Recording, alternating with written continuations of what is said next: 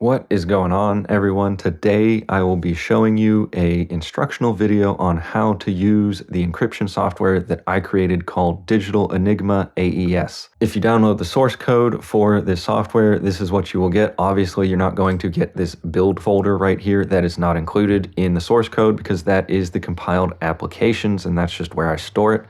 You'll be getting this assets folder, this main.py file, and this requirements.txt file. The assets folder includes the icon and the documentation that comes with the software. After you have installed the software onto your computer and you launch it for the first time, this is going to be what you see right here. This basically sign up window right here, where you must agree to the terms of use, and you must also agree to the license up here, and you must put in a username. And we're just going to go ahead and do that right now. And remember that when you click this I agree to the license and terms of use digital signature, this is creating a legally binding document with your digital signature on it. So you are agreeing to the terms of use and the license. So go ahead and read through that if you're interested. Go ahead and click sign up once you're ready. All right, after you have signed up, you'll be taken to the default starting page of the software, basically the input page. And yeah, let's just show you guys how to use it. So this is where you can input your messages that you want to encrypt. All right, I have my message here that I want to send to my friend. So all we have to do is click the encrypt button. It will encrypt for us and take us to the output page and give us the encrypted message. Now, all you have to do is click the copy button and then send this over to your friend. And what your friend needs to do is come over to the input section, just paste in what you sent them and press decrypt, and boom, it decrypts your message perfectly. Super simple, super easy to use, but let's get into the more technical stuff. Let's go to the settings tab here.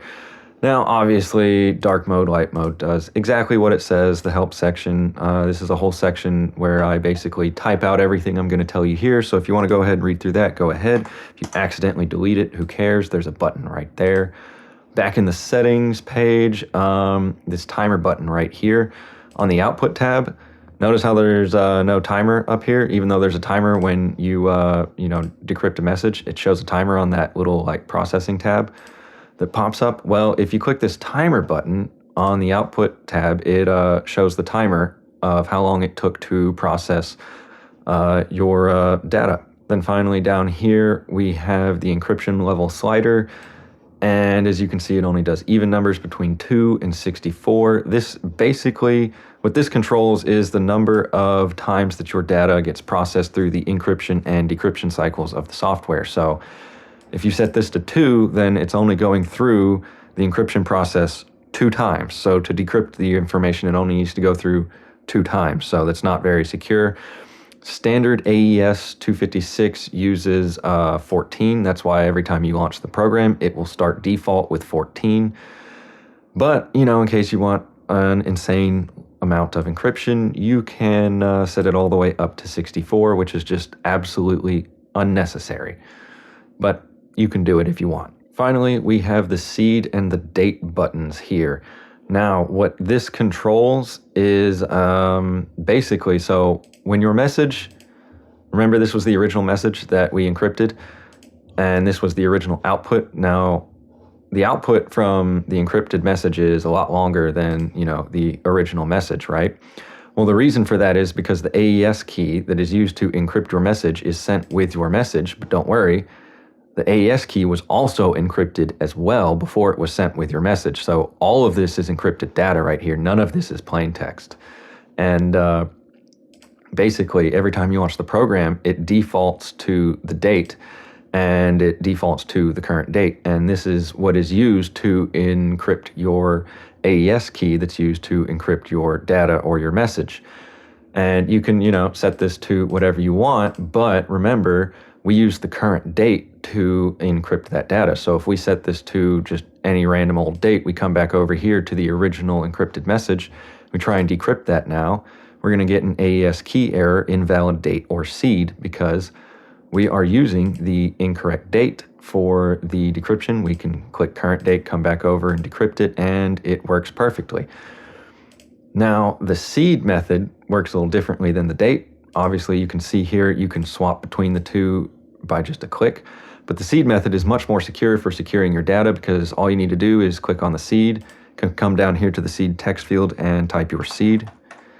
And let's go back over here and copy this, put it back in, and encrypt that with the new seed now. And then let's copy it, put it back into the input.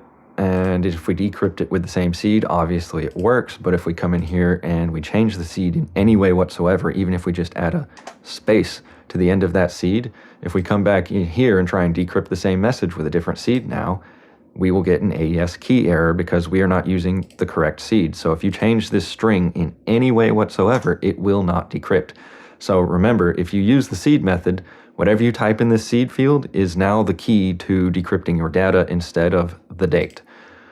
But also keep in mind that every time the program launches, it defaults to the date. So if you want to use a seed, you have to manually come in here and set that. All right, guys, that was the video instructions on how to use the digital Enigma AES software that I have created. At the current time of this video, this is in beta still, so we only have a Windows installer. We do not have an APK yet. Still working on that. We're going to get that out as soon as possible. But yeah, any questions, comments, leave them down below. And yeah, stay safe out there and keep your data encrypted.